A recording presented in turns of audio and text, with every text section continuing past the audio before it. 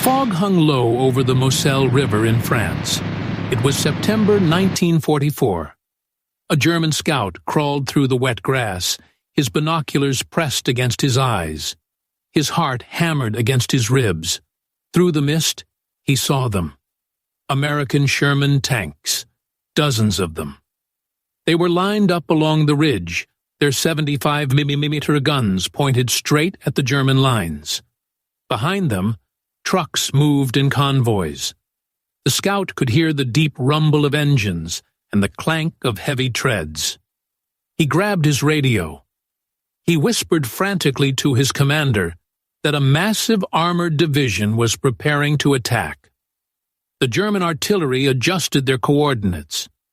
They prepared to unleash hell on the American position. But on that ridge, there was no panic. There was no steel. A gust of wind suddenly whipped across the field. The 30-ton Sherman tank on the left didn't stay firm. It shivered. It wobbled. Then, as the wind picked up, the massive war machine flipped over onto its side, bouncing like a beach ball. A nearby soldier didn't run for cover. He casually walked over, grabbed the tank by the barrel with one hand, and flipped it back upright. This was not a normal army. This was the greatest illusion in the history of warfare. Before we reveal how a group of artists and sound engineers fooled the entire Third Reich, please click that subscribe button. It helps us dig up more declassified history just for you. It was a secret unit known officially as the 23rd Headquarters Special Troops. But the men inside called it something else. The Ghost Army. They were not typical soldiers. They were recruited from art schools in New York and Philadelphia. They were painters, set designers, sound engineers, and actors. Their mission was not to fight the enemy. Their mission was to deceive him. They had to impersonate other U.S. Army divisions to draw fire away from the real troops.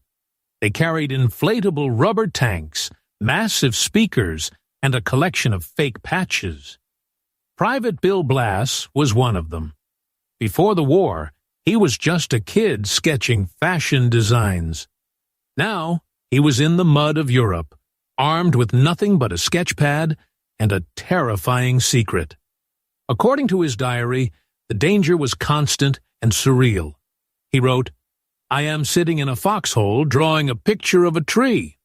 A mile away, men are dying. If the Germans figure out what we are, we don't have the firepower to stop a bicycle, let alone a panzer division." The air in the camp smelled of wet canvas and drying paint. It was a bizarre mixture of a military base and a Hollywood backlot. In the center of the field, 4 men were struggling with a compressor. "Watch the seam!" one of them shouted. The rubber skin of the tank hissed as it filled with air. Slowly, the drooping barrel of the M4 Sherman rose to a threatening angle. From 50 yards away, it looked lethal. Up close, it looked like a toy. A real jeep drove past, carrying infantrymen from the 90th Division. They slowed down, staring at the artists wrestling with the inflatable tank. The driver leaned out. "What the hell is that?" A Ghost Army soldier wiped grease on his pants. He didn't look up. "Target practice. Keep moving." The jeep drove on, the soldiers looking back, confused. They had no idea that these rubber balloons were the only thing standing between them and a German counterattack. But visual trickery was only one part of the show. The Ghost Army had a sonic deception unit. They had recorded sounds of armored columns, bridge building, and swearing sergeants on wire recorders back in the States. They mounted massive 500-pound speakers on the backs of half-tracks. These speakers were so powerful they could be heard 15 miles away. The plan was simple. Play the sound of a moving army to make the Germans believe a massive force was gathering on their flank. Then came the radio operators. These were the actors. Their job was to flood the airwaves with fake radio traffic. They mimicked the specific telegraph styles of real operators from other divisions. They knew that German intelligence was listening to every dot and dash. One night in Luxembourg, the tension was suffocating. The unit was simulating the 6th Armored Division. They were trying to convince the Germans that the 6th was in the north, while the real 6th was quietly moving south to trap the enemy. The radio operator, Sergeant George, sat in the back of a truck. He was sweating. He tapped out a message requesting extra fuel and ammunition drops at their fake location. It had to be perfect. If he missed a beat, if he used the wrong code, the Germans would know it was a trap. The radio crackled. A German voice broke into the frequency. "We know you are there, 6th Division. We are coming." George froze. He looked at his commander. "Did it work?" George whispered. The commander lit a cigarette. His hand was shaking. "They think we're the 6th. Yeah, it worked. God help us." Because now the German guns were turning toward them. That was the suicide of the mission. To be successful, they had to draw fire. They had to be the magnet for bullets meant for others. The shelling started an hour later. Earth erupted around the inflatable tanks. Shrapnel tore through the air. But unlike a normal unit, when a shell hit a tank here, there was no secondary explosion. There was just a sad hiss as the air rushed out of the rubber. Men scrambled out of their foxholes, not with medical kits, but with patch kits and glue. They ran through the artillery barrage to patch up the fake tanks before the smoke cleared. If the Germans saw a deflated tank, the game was over. A jagged piece of hot metal slashed through the side of a dummy truck. It began to sag immediately. "Get the pump!" a sergeant screamed. 2 soldiers sprinted across the open ground. Dirt kicked up around their boots as machine gun fire zipped past. They dove behind the rubber truck. They weren't saving a vehicle. They were saving the lie. In his diary that night, a soldier named Jack Macy wrote, "The ground shakes every few minutes. We are pretending to be giants. But I feel very small. I hope the real guys made it through." The biggest test came in March 1945, Operation Viersen. The Allies needed to cross the Rhine River into the heart of Germany.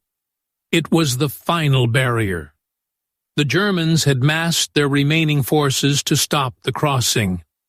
The U.S. Ninth Army needed a distraction. They needed the Germans to believe the attack was coming from the wrong place. The Ghost Army was ordered to impersonate 2 full divisions, 30,000 men. But there were only 1,100 of them. They deployed near the river. They set up hundreds of inflatable tanks and artillery pieces. They turned the sonic speakers toward the river, blasting the sounds of pontoon bridges being built. They drove their few real trucks in loops, painting different bumper markings on them every time they passed a clearing, to make it look like an endless convoy. The German observation planes appeared in the morning. This was the terrifying moment. The artists on the ground had to be visible, but not too visible. They threw camouflage nets loosely over the balloons. They left fake tracks in the mud using bulldozers. A young private looked up at the gray sky. The drone of the Luftwaffe engine was getting louder. "Don't move," the lieutenant hissed. "Let him see what we want him to see." The plane circled. It banked left. The pilot was looking down at a field full of tanks. If he dropped a bomb, he would realize they were hollow. If he flew too low, he would see they lacked detail. The plane leveled out and flew back toward German lines. An hour later, the German artillery opened up. They unloaded everything they had. They were terrified of this massive buildup. They shifted their reserves, moving thousands of troops to block this phantom army. 10 miles away, the real U.S. Ninth Army crossed the Rhine against almost no resistance. The Ghost Army took the pounding. They huddled in their dugouts as the earth disintegrated around them. The noise was deafening. The smell of cordite and burning rubber choked the air. A shell landed directly on a fake artillery battery. The rubber shredded. The frame collapsed. A soldier turned to his buddy. "We can't patch that one." "Forget it. Keep your head down." They held the position for days. They kept up the radio chatter. They kept the sound effects running even as the speakers rattled from the concussions of incoming shells. They were unarmed artists holding back a German army with nothing but sound and air. When the smoke finally cleared, the war was effectively over in that sector. The deception had been a complete success. The men of the Ghost Army packed up their deflated tanks. They rolled up their speakers. They painted over the fake bumper markings. They disappeared as quickly as they had arrived. But there was no parade for them. When they returned home, they were told to keep their mouths shut. The existence of the unit was classified top secret. For decades, they couldn't tell their wives or children what they did. They went back to being artists. Bill Blass became a world-famous fashion designer. Ellsworth Kelly became a giant of modern art. But the memories of the rubber tanks and the terrifying nights under artillery fire remained locked away.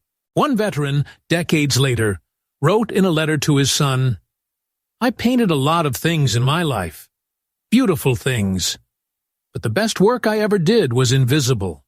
It saved lives. That is enough." According to official U.S. Army reports declassified in 1996, it is estimated that the Ghost Army saved between 15,000 and 30,000 American lives.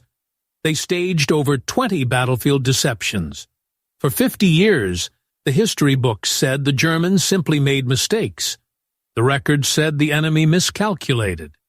Now we know the truth. The enemy didn't miscalculate. They were outplayed by a group of artists who brought imagination to a gunfight. If you want more forgotten stories of real people who lived through WWII, subscribe. This channel exists to bring their voices back. War is usually decided by who has the most firepower, but sometimes, in the darkest moments, it is decided by those who have the courage to pretend. The Ghost Army proved that you don't always need a bullet to kill the enemy's plans. Sometimes all you need is a little hot air and a lot of nerve.